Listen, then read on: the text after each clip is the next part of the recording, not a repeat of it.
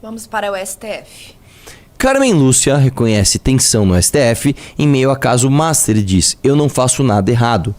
Né? Vamos lá. Da minha parte, digo, podem dormir tranquilos. Não há uma linha minha que esteja fora da lei, declarou a magistrada. Supremo enfrenta divisão entre ministros em meio a repercussões do caso do Banco Master. Eu vou te falar por que isso está acontecendo, tá? Minha percepção. Isso é uma questão de opinião. Eu acho que a Carmen Lúcia, de fato, ela é meio como é que é? Meio Caxias, né? No sentido de respeito à lei, etc. E provavelmente, ela vai esbarrar em pessoas que não são tão Caxias assim, né? De repente, sei lá, um ministro supremo que tem um contrato de centenas de milhões de reais, né? De repente, outro ministro que tem cotas em resorts com dono de banco picareta, né? E a galera tá falando, a Carmen Lúcia pode atrapalhar, é melhor que seja um de nós conduzindo esses trabalhos. E a galera tá fazendo uma pressão para ela, né? Sai fora, vai viver tua vida. E aparentemente ela não tá querendo. E eu torço para que ela não saia, tá? Deixa eu ver a declaração dela, põe aí. Eu temo na política, eu temo também, professor Oscar, para os futuros ministros do Supremo. Algumas pessoas não vão querer ir, porque a nossa família não quer que a gente fique. A tendência, para nós mulheres nem se fala, dificuldade é enorme, porque o discurso de ódio contra o homem é mau administrador, isso e aquilo, contra nós, e os senhores todos já viram o que fazem a meu respeito. Ele é sexista, machista, desmoralizante, e todo mundo da família fala: Carmen, sai disso, chega, já fez o que tinha que fazer no espaço.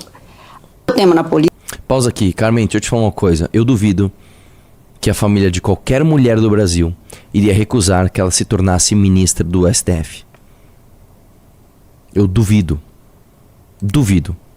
Nenhuma, não, tem o total de 0 famílias faria: minha filha, ou minha esposa, ou minha mãe vai ser ministra do STF. Não vai não. Você vai sofrer muito sexismo. Para. É o melhor emprego do Brasil. Não existe nenhum emprego melhor no Brasil do que ministro do STF. Você tem um salário alto garantido, você tem uma aposentadoria alta garantida. Se você fizer merda, você tem aposentadoria compulsória com valor integral. Você tem ampla influência sobre todas as outras esferas do Poder Judiciário. Você tem ampla influência política. E claro que você vai ganhar muito dinheiro através de casos que, coincidentemente, os escritórios que você vai dar acesso, né, vão julgar. É isso. Vão pegar. É isso. Ministro Supremo, não existe nenhum emprego melhor do que ministro Supremo. Não existe. Simplesmente não existe. É o melhor emprego do Brasil. Então, assim, essa declaração da Carmen Lúcia mostra que, infelizmente, ela também está contaminada pelo fato de estar dentro de uma bolha. Eu imagino essas pessoas, sei lá, no jantar ali. Eles estão num jantar. Ai, como é difícil a nossa vida, né? Nossa, a gente é magistrado, a gente não pode nem, sei lá, fazer determinada coisa. Nossa, muito difícil. Você vê o salário de magistrado, não dá nem pra ir jantar em Paris uma vez por semana, né? E aí vocês ficam lá alimentando uma coisa que tá fora da realidade. Tá ruim, então sai. Tenho certeza absoluta que 0 famílias teriam problema em ter uma mulher como ministra do STF. Tá bom? Vamos lá? TSE troca comando e terá Nunes Marques na presidência das eleições. Mudança ocorre após a saída antecipada de Carmen Lúcia para facilitar a transição para a nova presidência de Nunes Marques e André Mendonça. Não é mesmo? Vamos lá. Descer um pouquinho. Essa terça agora, então, dia 14, que é hoje, né? A eleição deve confirmar os ministros Nunes Marques e André Mendonça como presidente e vice-presidente, respectivamente, segundo a tradição do tribunal. A mudança ocorre após o ministro Carmen Lúcia, atual presidente da corte, informar que anteciparia sua saída do TSE para dar mais tranquilidade à nova gestão responsável pelas condução das eleições de outubro. Desce um pouquinho. Carmen poderia permanecer no cargo até dia 3 de junho, mas afirmou que a saída antecipada daria mais tempo para Nunes Marques se preparar para o pleito. Caso deixasse a função no último dia, ele teria cerca de 100 dias para organizar as eleições. Pior que faz sentido o que ela está falando, tá? Desce um pouquinho.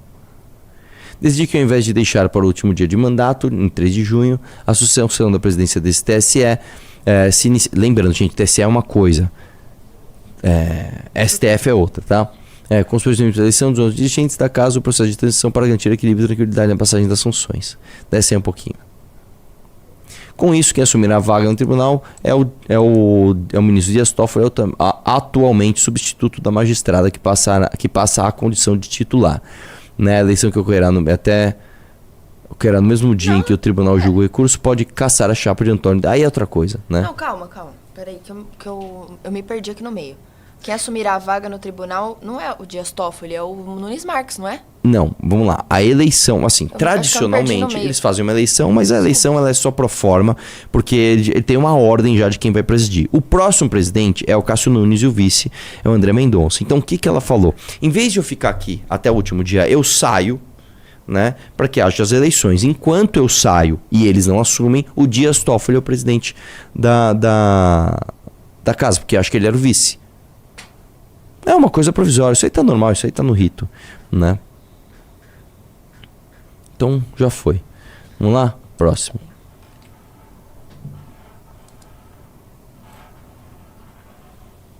Se distraiu aí? Me distraí. Se distraiu, gente. Vamos lá.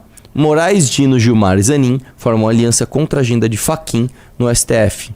Parabéns, operadora. Vamos lá. É a bancada da impunidade, segundo o MB Livre. Ministro Alexandre de Moraes, Flávio Dino, Gilmar Mendes e Cristiano Zanin do STF formam aliança contra a agenda de Edson Fachin na presidência da corte em meio às repercussões da investigação do Banco Master, né? É óbvio que isso ia acontecer, né? Você enxerga pra ler isso aqui? O quê? Essa parte aqui? Por motivos diferentes, ministros criticam o presidente da corte e cobram defesa mais enfática de colegas em meio à crise do Master. Não é mesmo? A investigação sobre relação de Vorcaro com ministros reconfigurou a atuação de grupos e integrantes do tribunal. Né? E aliás, eles conseguiram uma foto com todos, velho. Cara, os caras acharam uma foto com todos e ainda tem um Messias ali no meio, olha lá. Aqui, ó. Só faltou o Gilmar Mendes aí, né? Mas tá o... Ah, não, tá aí, não. É o Alexandre de Moraes, o Flávio Dino, o Gilmar Mendes, o Messias e o Cristiano Zanin. O Gilmar tá aqui, o Dino tá aqui, Alexandre, Zanin. Então, eles conseguiram uma foto completaça, muito boa. E eles estão num jogo, aparentemente, né? Acho que é um jogo, sei lá. Enfim. Falando ministros... Vamos lá. Relator da CPI do crime organizado propõe indiciamento de PGR, Toffoli, Moraes e Gilmar Mendes. Cara, eu vou falar um negócio seu, Alessandro, né? Alessandro... Como é o nome dele? Alessandro Vieira, né? Cara, vamos lá. Esse cara é peitudo. Este é peitudo, tá? Não conheço as ideias dele, não sei se é de direita, de esquerda, não sei, mas é peitudo, mano. Desce aí. O relatório final da CPI do crime organizado, apresentado pelo senador Alessandro Vieira, do MDB do Sergipe, pede o indiciamento de 3 ministros do Supremo e do PGR, Paulo Gonet. Cara, o Alessandro Vieira, ó. Só explicando pra você sabe que assim, toda CPI, você trabalha tal, e o presidente, né, ele apresenta um relatório.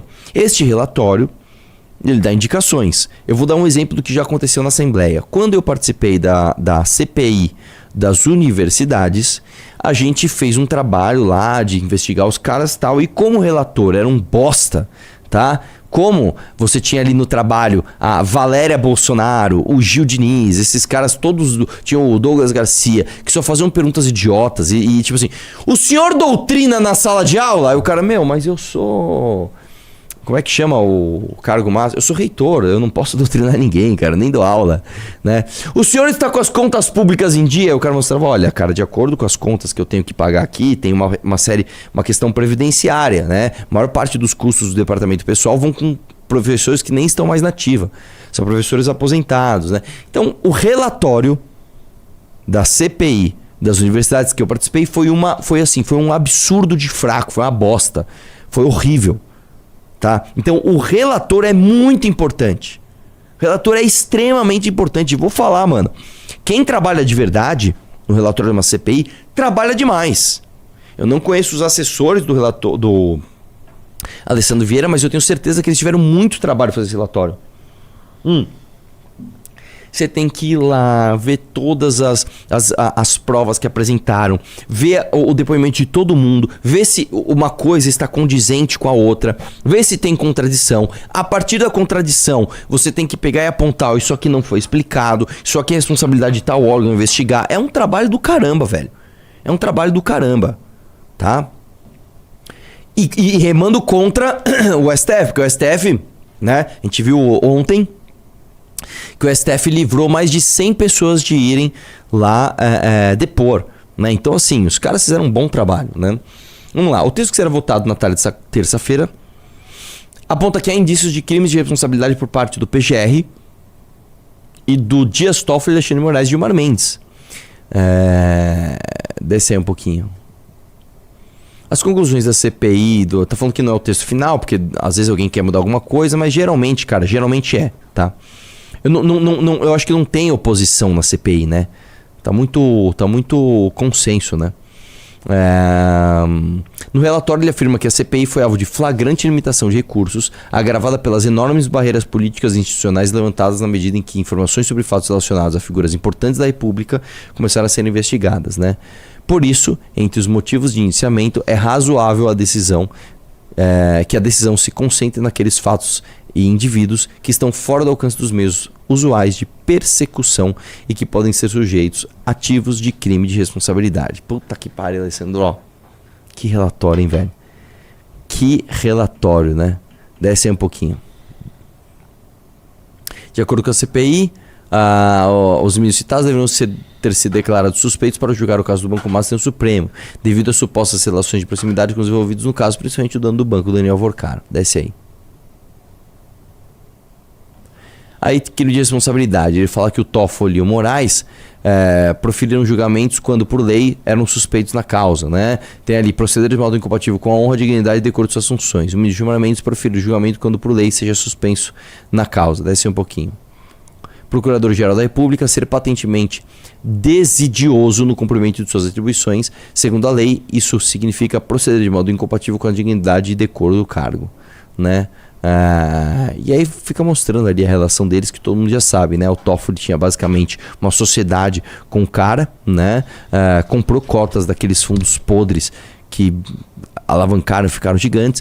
E o Alexandre Moraes, que segundo algumas reportagens, segundo a CNN, se não me engano, o caso dele é ainda pior do que o Dias Toffoli, ele simplesmente tinha um contrato de 129 milhões para defender o Master, né? Se encontrou com o Lula, se encontrou com o Daniel Vorcaro, né?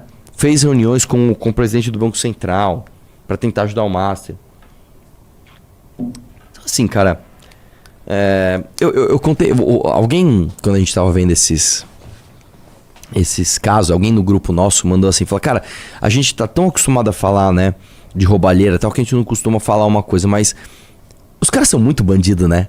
Uma pessoa mandando no grupo aqui: pô, os caras são muito bandidos, né? Para e pensa um pouquinho, os caras são muito ladrão, né, velho? Né? Mandaram no grupo, né? Foda.